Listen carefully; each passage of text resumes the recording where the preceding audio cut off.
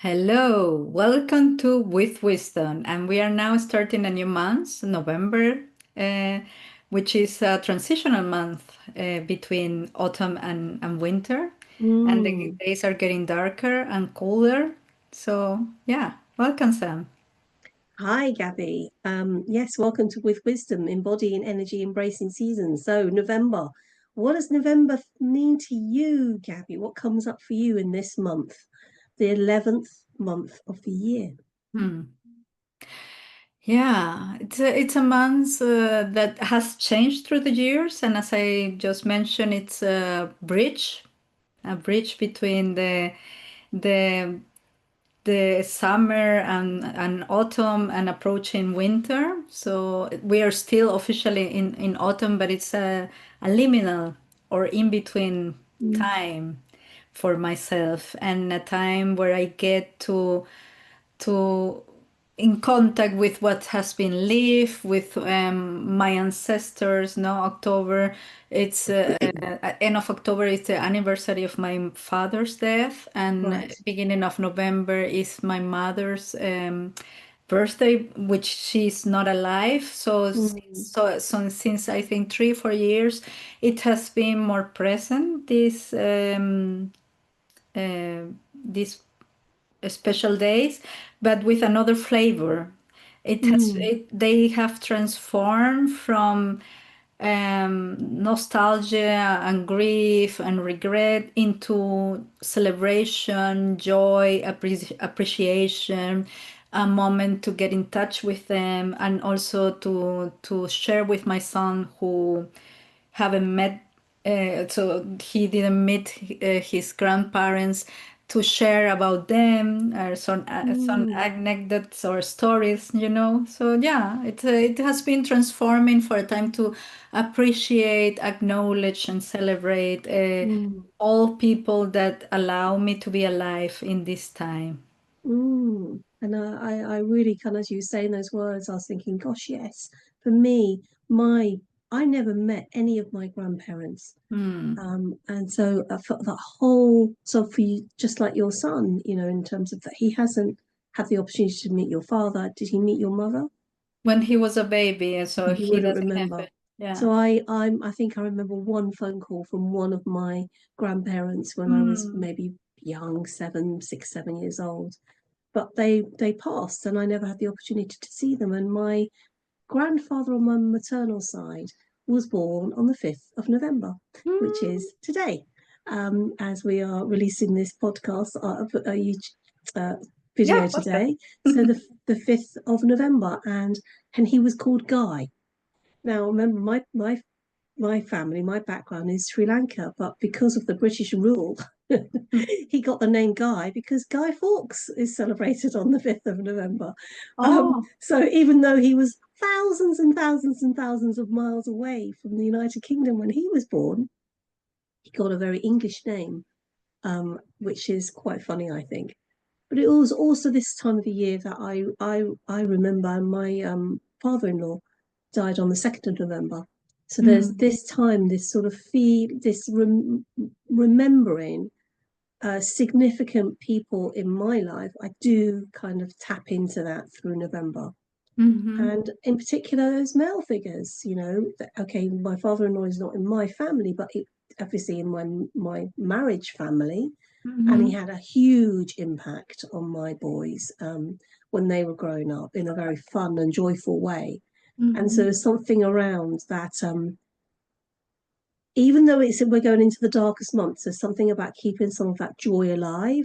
Mm-hmm. The joy, and it's I can see it through the fireworks and sparks that are going up. Around here where I live, there's a lot of fireworks displays, and there's a celebration and a remembrance of those people who gave a lot in their lives and gave a lot to us, Mm-hmm. even though they're not here. Mm-hmm. Mm-hmm. Mm. Yeah, it's a change of perspective, at least for Mm. me, no? Because there was a point in my life when I was going through a lot of grief and yeah, in my liminal time of life, that ancestry or my story was linked to pain. Mm, trauma and all, especially when you think about your near ancestors, no, the ones mm, that you may have known or that were near to you, like your grandparents or your parents. mm, So it's, yeah, it's life, no, so we get like our yeah. hurts and wounds and all this stuff, so it was very much linked to that. But it was through the years, and now I'm reflecting in Qigong, which I have been practicing, I think, almost 8 years or more than 8 years, I don't know, with one of my teachers. At the end of the practice, each time we do three bows. The three vows, one is to the community, to the people that are Mm, practicing with us. The other one is to our teachers, the ones we have had, we have, and we will have. And the mm, last one is to our ancestors. And mm, it was always framed like, I mean, that they survived, they did it right. No, even with all the mistakes or the things, they survive and they allow us to be here.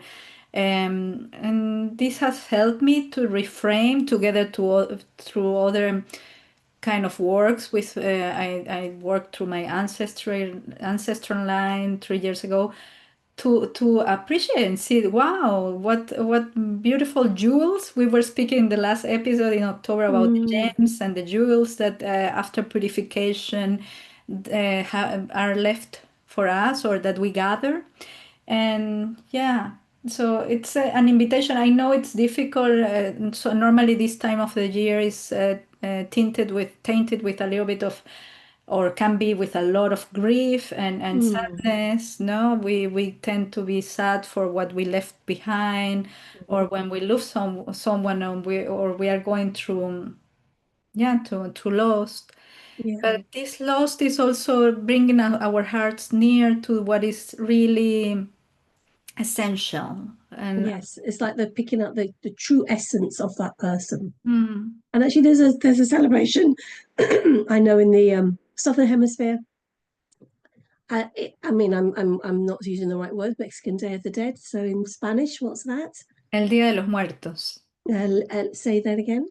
El día, El día Día de los Muertos. de De. los Muertos. So, Ujú, and that's a time to remember. And there's what I have read ujú, that the butterfly motif is used, and because the monarch butterfly that ujú, travels and moves down through the continent, people often kind of think of the butterfly as a way of maybe that like an ancestor, like a kind ujú, of almost an embodied ujú, ancestor there. ujú, And in for me here when in the UK, I often when I see a robin, which is a small little bird with a red breast, often people say when a robin appears, your ancestors are near. mm, And in a way, with the monarch butterfly, in the southern hemisphere, in Latin America, countries who may celebrate this festivity. For me here, and for many people in the northern hemisphere, when a bird appears, it could be a little kind of embodiment of your ancestor. mhm, And very, very, very recently, I had some very sad news about one of my family members, some challenging news, and I had a conversation with another of my family about this particular circumstance. And as I was talking, a robin just flew up mm, onto the roof outside where I was having that conversation. And to me, that was my mum. mm, I felt like she was part of that conversation, mm, and that was really comforting and uplifting for me. So mm, we have to kind of balance that, but as you say, there is the loss, but there is also the fact that they are the essence of them is still there out in the ether. Their mhm. energy doesn't go.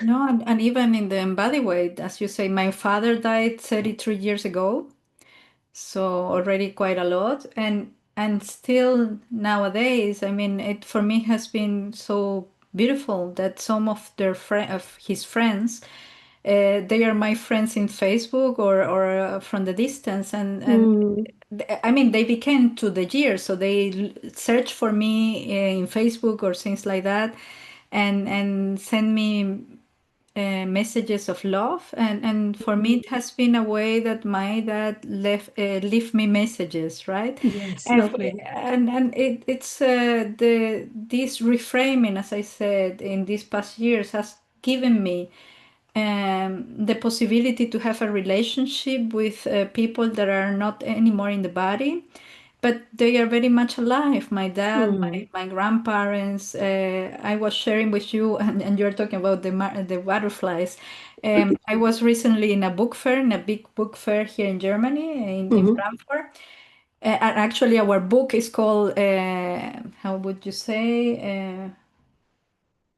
So migratory butterflies. So it's an Migratory butterflies. That's what your migratory. book is Yeah, thank you. called. Yeah, yeah. How weird is that? I didn't know that. I'm so Yeah, I surprised. will show it to you because Yeah. it's Oh, yes, please. That'd be fabulous.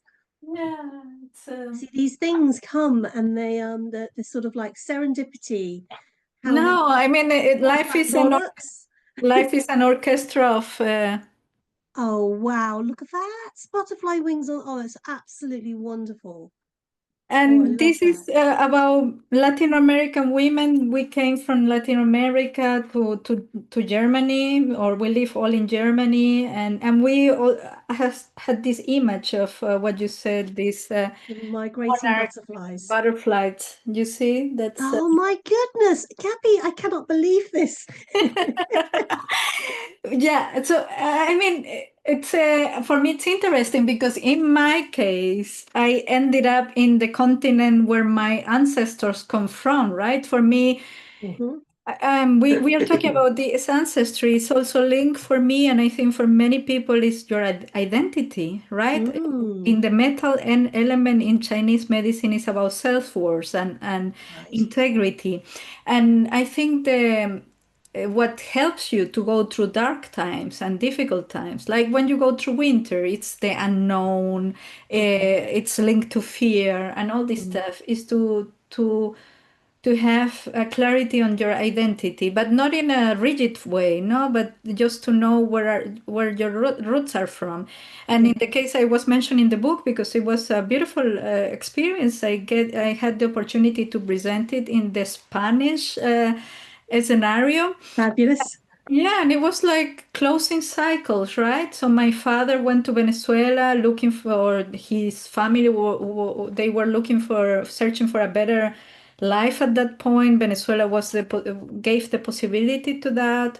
And nowadays I live here. My other grandparents also flee to Venezuela because of war and all this stuff. And I'm here like uh, unifying, and so everything is alive and they are with me, and I was in this scenario feeling my father with me. Mm, So yeah, so November, I mean, we put it in a moment of the year, but it's just a way to have an anchor, and like in my Qigong classes, just the repeating of that, bring them alive, and then you realize either through birds or to butterflies. And I haven't had the opportunity to be in Mexico to this El Día de los Muertos, but what I perceive from afar is that it's even I don't know it in depth, but from what I know from my friends, that they like put in the altar the food that they loved, right? So it's a day of remembering. Oh, they love these cookies, and so grandma mm, loved, mm. I don't know, this cake, and there's Yes. a lot of colors, and there's a lot of celebration and appreciation, and Yes. so it helps us to go through darker times when everything is unknown, and we are especially in very, very, very unknown and uncertain times. And I was going to say, this is that time, I think, Yeah, across the world, yeah. just in pockets, where I am, where you are, all over the world, there are some really challenging times for people. And I think there is a shift in, I truly believe, and I want to hope that that is the case. There is a shift into a recognition that we are, that for so many hundreds and thousands of years that humans have kind of almost made themselves away from nature, Mhm, that's just not sustainable anymore, and that mhm, we have to have a much more cohesive link with every other living thing around. And that's Mhm. definitely how I want to live my life. Yeah, yeah, me Yeah. too. And I think that's also related to this time of the year, no? Hmm. People in the past, they needed to go through winter with what they have gathered, Hmm. a good month. And that's life also when you're preparing to be elder. Just I was reading a sharing of one of our friends from the somatic school, and she was sharing about her experience with taking care of her grandparents, but also the legacy they gave her. So it means the legacy is not only the material things, but the things that you have inside. And that's what also builds you through to become an elder yourself. No, she was wondering what kind of elder she. She's quite young, no, Mm. younger than you and me, and I found it beautiful that she's already thinking about that, because it's something I'm always saying. I'm right now an elder in training. Yeah. Yeah, and I think that's a beautiful way, or more conscious way, that we are all unified, that my actions has an impact not only on my son or everybody around me, but in the world. And start to question yourself, which kind of elder do you want to become, and what are the tools, the jewels, the gemstones that your own elders gave you, and that if you have the gift to still have your elders or some of the elders, appreciate them. Yeah, and what would you be carrying with you? And I'm into my eldership in terms of my sort of stage of life, and I am still finding some of those gems. I'm Mm-hmm. still uncovering in below me and around me Mm-hmm. some more little kind of things. I think, oh, I forgot that. That can also resource me right now. And so I think my journey through till death will be that, Mm-hmm. and if I and it's about keeping that curious eye around you, and reconnecting with little tiny things that will then just bring something magical to kind of up to the surface that you can then use in your work, in your relationships, in your interactions with everybody around you, everybody and every living thing around Mm-hmm. you. Yeah. Oh, I think we need to pause here. Yeah, and I think it's a I'm perfect. looking forward to this month of chats. We've got a wonderful guest going to be with us this month, which focuses in on this transition between life and death and what comes after. So please keep tuned in, because we've got lots of gems to share with you this month. Yeah. Thank you, Sam, for being Mm. here with me, and thank you to you watching us for being here with us. Please, please like, share, comment. Let us know what is alive for you, and let us keep growing as a community. So, if you know someone that could benefit or get something out of our conversations, then invite them to our Mm. gathering with wisdom. Thank you, and With see. wisdom. Oh, sorry. Yeah, Go on. I was going to say with wisdom, embodying energy and embrace the embracing. season. Lovely. So, bye bye for me. Bye bye. See you soon.